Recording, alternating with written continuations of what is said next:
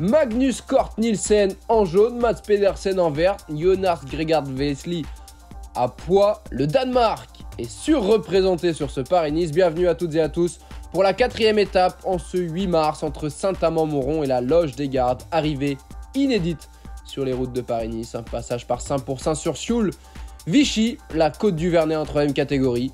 Puis la côte de Cheval-Rigon également en 3e catégorie. Le col du Beau-Louis qui sera un sprint intermédiaire.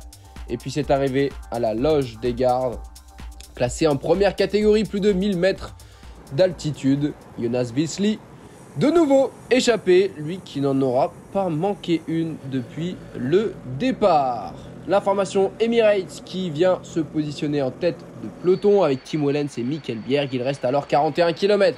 L'échappée composée de 7 hommes dont Lilian Kalmejane compte 2 minutes d'avance, plus qu'1 minute 40 maintenant. Au sommet de ce grimpeur, il y a également Larry Warbasse pour AG2R Citroën ou Pascal Enkorn, le coureur néerlandais champion des Pays-Bas et qui s'embrouille un petit peu avec Vesely. Bon, c'est pas forcément à lui qu'il faut reprocher de ne pas en faire assez. Et les Émiratis qui poursuivent leur effort en tête du peloton pour Tadej Pogačar, leur leader. À l'avant, ça devient évidemment compliqué pour Vesely, le meilleur grimpeur.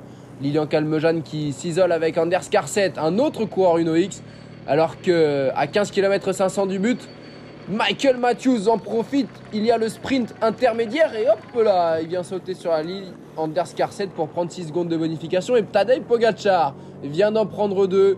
Cet homme ne loupe pas une occasion de se mettre en évidence et de prendre des secondes de bonif. À 7 km et demi du but, on approche évidemment de la montée finale. La formation Ineos qui a mis un gros tempo en bas, ils en ont besoin. Alors que Magnus Cort Nielsen s'écarte, le maillot jaune qui ne va pas pouvoir garder sa tunique aujourd'hui. Jonas Vingegaard très bien placé dans la roue de Félix Rochardner. Et c'est parti pour le Danois de la formation Jumbo-Visma qui vient d'accélérer avec dans la roue Tadej Pogačar. Ils ne sont plus que 2.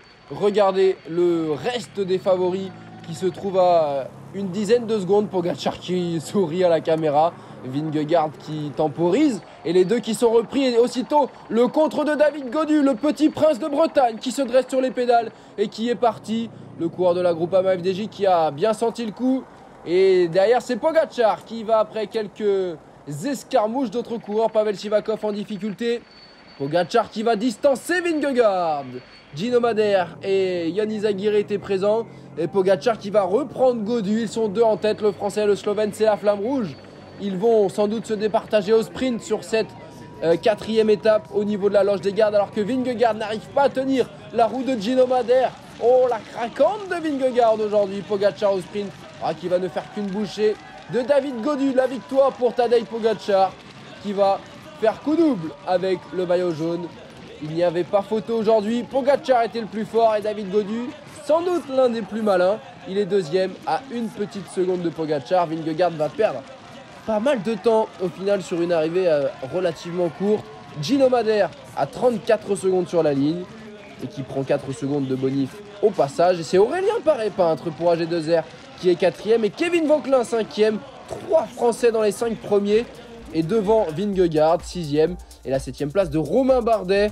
Ah, ça fait plaisir de voir 4 Français dans les 7 premiers. Dont David Gaudu, évidemment, brillant aujourd'hui. Dani Martinez est 8e pour Ineos. Simon Yates, un poil décevant. On attendait le Britannique de la Jayco un petit peu meilleur. Et Matteo Jorgensen qui confirme sa bonne forme. Tadej Pogačar, le nouveau leader du classement général. On va faire un point sur ce classement après 4 étapes. Gaudu est à 10 secondes dans le match. Jonas Vingegaard à 44 secondes, Simon Yates à 56 secondes et puis ensuite Gino Madère à 1,19, Bardet Martinez à 1,40. Puis viennent Matteo Jorgensen à 1,42, Nelson Poles à 1,44 qui a perdu pas mal de temps aujourd'hui. La 5e étape entre Saint-Symphorien-sur-Coise et Saint-Paul, 3 châteaux, 212 km à parcourir. Avec probablement une arrivée pour les baroudeurs, à moins que certains sprinteurs voient ici une opportunité d'aller chercher une victoire d'étape. On attendra peut-être un coureur comme Brian Cocard à qui ça pourrait sourire. On lui souhaite sur les routes de Paris-Nice.